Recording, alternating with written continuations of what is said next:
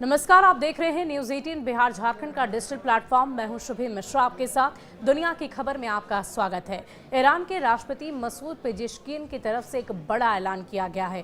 उनका कहना है कि इजराइल अगर हमला करता है तो हम कहीं से भी रुकने वाले नहीं, हम भी युद्ध का ऐलान एक बार फिर से कर देंगे। उनका कहना है कि वो किसी भी प्रकार से इस बात को लेकर आशावादी नहीं है कि ईरान और इजराइल के बीच युद्ध थम चुका है या थम जाएगा। उन्हें लगता है कि एक बार फिर से इजराइल की तरफ से हमला किया जाएगा और ईरान उसका माकूल जवाब देने के लिए पूरी तरह से तैयार है। क्या है पूरी खबर, आपको बताते हैं विस्तार में। ईरान के राष्ट्रपति मसूद पेजेश्किन ने कहा है कि उनका देश इजराइल के खिलाफ युद्ध के लिए मुस्तैदी से तैयार है। उनका देश जवाब देने से पीछे नहीं हटेगा। उन्होंने कहा कि ईरान और इजराइल के बीच युद्ध विराम को लेकर वो आशावादी नहीं है। ईरानी राष्ट्रपति ने इस बात की पुष्टि की कि तेहरान शांतिपूर्ण उद्देश्यों के लिए अपने परमाणु कार्यक्रम को जारी रखने के लिए प्रतिबद्ध है।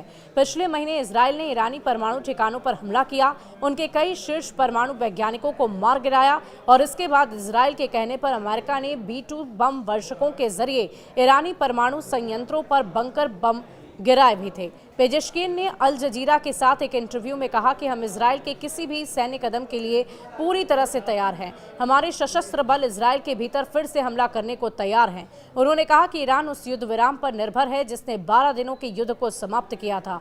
पेजेश्किन ने कहा कि हम इसे लेकर बहुत आशावादी नहीं हैं, इसलिए हमने किसी भी संभावित स्थिति और किसी भी संभावित प्रतिक्रिया के लिए खुद को तैयार कर लिया है। इजराइल ने हमें नुकसान पहुंचाया है और हमने भी उन्हें नुकसान पहुंचाया है। उसने हमें जोरदार प्रहार किए हम पर और हमने उसकी गहराई में जाकर उसे कड़ी चोट पहुंचाई है।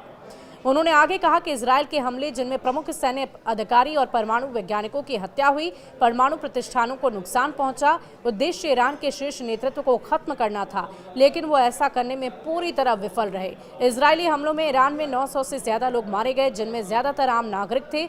वहीं 24 जून को युद्ध विराम लागू होने से पहले ईरानी हमलों में इजराइल में कम से कम 28 लोग मारे गए थे।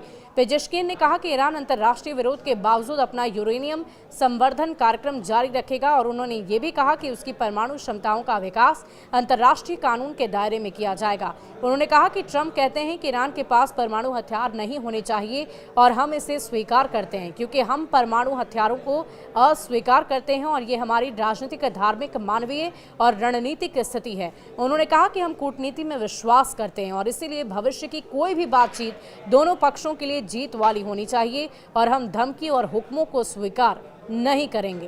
तो एक तरफ जहां ईरान लगातार यूरेनियम संवर्धन करने में आगे बढ़ता हुआ नजर आ रहा है, भले ही परमाणु ठिकानों पर इजराइल की तरफ से अटैक किया गया हो, लेकिन यूरेनियम संवर्धन लगातार जारी है। और इसी बीच ईरान का कहना है कि अगर किसी भी तरह की पहल इजराइल की तरफ से की गई, इजरायली सेना की तरफ से की गई, तो हम कहीं से भी किसी भी तरह पीछे नहीं हटने वाले हैं। हम भी मुस्तैदी के साथ उनके ऊपर अटैक करने को बिल्कुल तैयार हैं। अब देखने वाली बात होगी कि क्या युद्ध से पहले की शांति का आभास जो इस वक्त पूरी दुनिया को हो रहा है, क्या वाकई एक बार फिर से इन दोनों ही देशों के बीच में युद्ध की शुरुआत हो जाएगी, फिर से अटैक शुरू हो जाएगा। ये तो वक्त ही बताएगा। शुक्रिया।